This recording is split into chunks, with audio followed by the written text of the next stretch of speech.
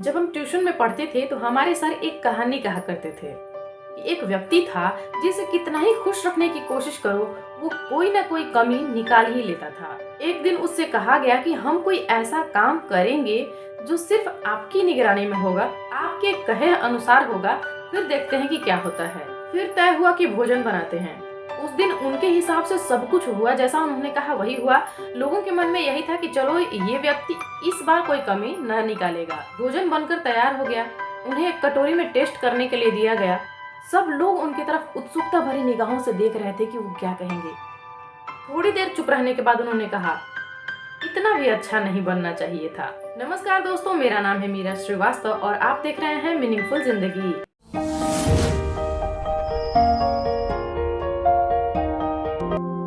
दुनिया में दो तरह के लोग होते हैं, एक सुखी और दूसरा दुखी। कुछ दुख और सुख तो प्रकृति द्वारा प्रदत्त होते हैं और कुछ सुख दुख हम अपने कर्मों और अपने कार्यों के द्वारा खुद उत्पन्न करते हैं। बचपन से ही जरूरतों और इच्छाओं के बीच संतुलन बनाने वाले मध्यम वर्गीय परिवार में आपने ये लाइन अक्सर सुनी होगी कि बेटा पाँव उतने ही पसारो जितनी लंबी चादर है। पर ये बहुत कम लोग कहते हैं कि यदि पाँव पसारना है तो चादर ही लंबी कर दो। ये लाइन और इसके वाइस वर्सा में बहुत कुछ छिपा हुआ है। मनुष्य की अनंत इच्छाओं पर केंद्रित ये बात हमने जरूर सुनी होगी कि जिनके पास पाँव नहीं है वो पाँव होने की इच्छा करते हैं। जिनके पास पैर हैं वो कम से कम साइकिल की इच्छा करते हैं। जिनके पास साइकिल है वो बाइक की, जिनके पास बाइक है वो कार की, कार में भी ब्रांडेड बाइक्स और कार की, कार से फिर धीरे धीरे इच्छा अंतरिक्ष तक जाने की यानी पहुंच जाने की होती है। यानी कि मनुष्य की इच्छाओं का कोई अंत नहीं है। हम जीवन में बहुत सारी छोटी बड़ी चीजों को लेकर असमंजस में रहते हैं और ये सोचते हैं कि ये समस्या बस हमारी है। जैसे हम लाख जतन करके भी अपने सर को नहीं देख सकते, वैसे ही कोई ऐसा ऊंचा स्थान नहीं है जहां हम खड़े होकर पूरी दुनिया को एक साथ देख सकें। तो ऐसी धारणा मन में कभी न पालें कि कोई भी समस्या सिर्फ आपकी है। जैसे एक दिए का प्रकाश उतना ही फैल सकता है जितनी दिए की क्षमता होगी। हम दिए का स्थान बदल सकते हैं पर उसके चारों तरफ फैलने वाला प्रकाश एक सीमित स्थान तक ही होगा।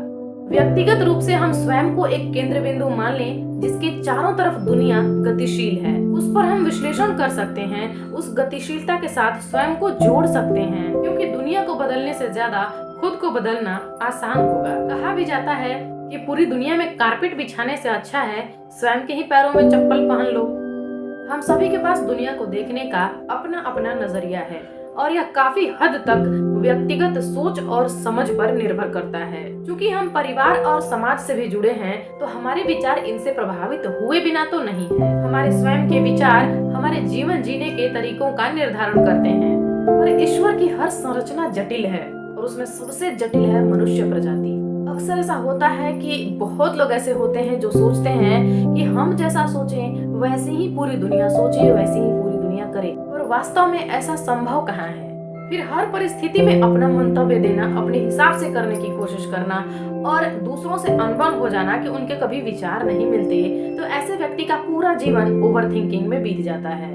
हमारे आसपास कुछ ऐसे लोग होते हैं जो कि वैचारिक रूप से काफी जटिल होते हैं। ऐसे व्यक्ति जहाँ भी होते हैं उनके पास निगेटिव वाइब्स होती है। स्वयं में कोई कमी नजर नहीं आती और बाकी की दुनिया उन्हें गलत लगती है। अंदर से काफी खाली खाली होते हैं ऐसे लोग। जरा सी बातों के लिए उन्हें टोको नहीं कि भीतर तक झल्ला उठेंगे।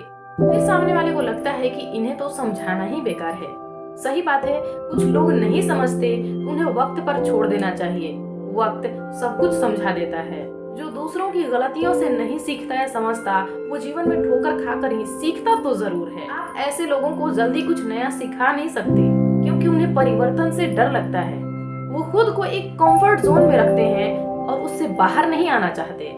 हमारे समाज में बहुत सारे ऐसे लोग भी हैं जो कि अपनी हर नाकामी के लिए बीते हुए हालात और अपने से जुड़े लोगों को दोष देते हैं। यही आदत उनके जीवन में उदासी बनाए रखती है, क्योंकि पहले से जो उनके पास होता है न वो उसका आनंद ले पाते हैं और न ही आगे के लिए कुछ अच्छा सोच पाते हैं। अक्सर ये कहा जाता है कि समय और समझ सबको एक साथ नहीं मिलती।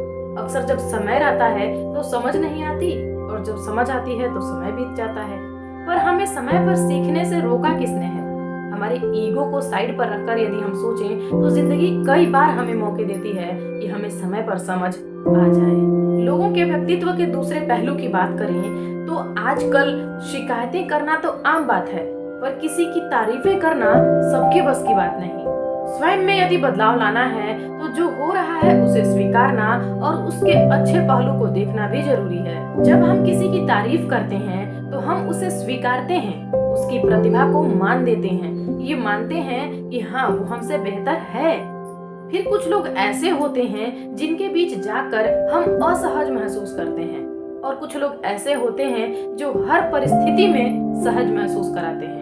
ये बातें हैं तो छोटी पर वैचारिक संबंधों में महत्वपूर्ण भूमिका निभाती हैं। हमारा व्यक्तिगत व्यवहार और विचार भी हमसे जुड़े लोगों के उत्थान और पतन का कारण बन सकता है। इसके कई उदाहरण हैं। जैसे समाज में कोई एक शिक्षित व्यक्ति पूरे समाज को शिक्षित कर सकता है, वैसे ही किसी एक व्यक्ति का गलत राह पर चले जाना पूरे समाज को उस तरफ धकेल देता है।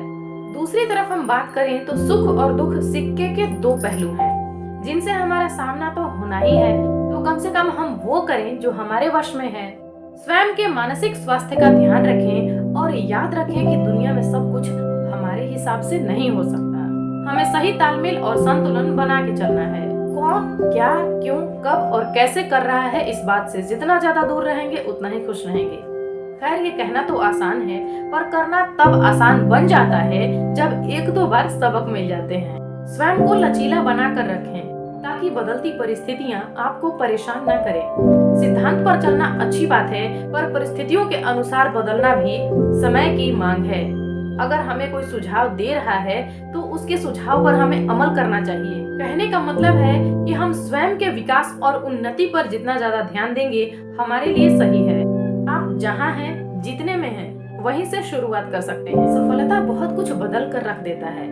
सफल हो जाने का आत्मविश्वास व्यक्तित्व को निखारने में भी सहायक होता है। फिर देखिएगा बदलाव आएगा और जरूर आएगा, और फिर आपके आसपास के बदलते परिवेश आपको परेशान नहीं करेंगे। एक और बात, सरल होना इतना भी सरल नहीं है, पर सरल और सहज होकर जिंदगी के मजे और बढ़िया तरीके से लिए जा सकते हैं। तो दोस्तों आज के लिए बस इतना ही। आई होप आपको वीडियो पसंद आया होगा, तो वीडियो को लाइक कर दें, नए हैं तो चैनल को सब्सक्राइब कर दें और अच्छा लगे तो दोस्तों के साथ शेयर जरूर करें। मिलते हैं किसी नेक्स्ट वीडियो में कुछ नया लेकर, तब तक व्यस्त रहिए, मस्त रहिए, बाय बाय।